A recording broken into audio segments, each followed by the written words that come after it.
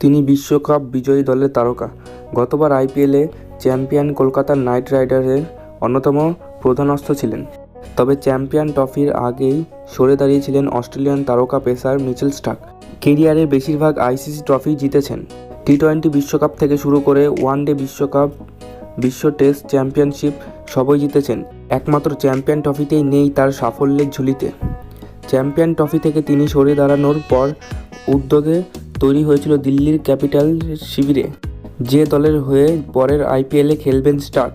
প্রশ্ন তৈরি হয়ে গিয়েছিল, আইপিএলে খেলবেন তো স্টার্ক, তার চোট রয়েছে কি না তা নিয়েও তৈরি হয়েছিল সংশয়।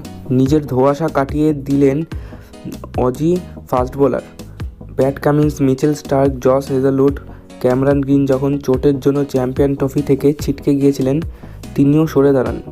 শ্রীলঙ্কা সিরিজের মাঝপথে স্টার্ক জানিয়েছিলেন যে তিনি চ্যাম্পিয়ন ট্রফিতে খেলবেন না। অস্ট্রেলীয় ক্রিকেট বোর্ডও এরপর বিজ্ঞপ্তি দিয়ে জানিয়ে দেয় যে ব্যক্তিগত কারণে স্টার্ক চ্যাম্পিয়ন ট্রফিতে খেলতে চান না।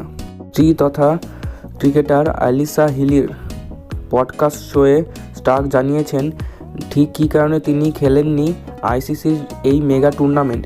যদিও তিনি না খেললেও অস্ট্রেলিয়া এখনও পর্যন্ত অপরাজিত রয়েছেন চ্যাম্পিয়ন ট্রফিতে।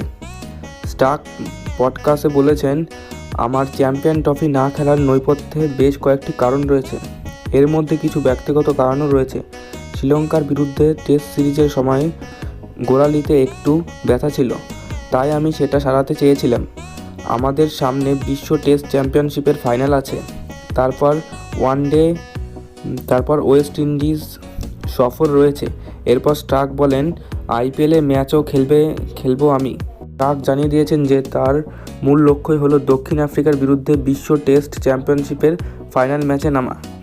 অজি ফাস্ট বোলার বলেছেন, আমার মাথায় এখন থেকেই রয়েছে বিশ্ব টেস্ট চ্যাম্পিয়নশিপের ফাইনাল। তার আগে নিজের শরীরকে ফিট রাখতে হবে।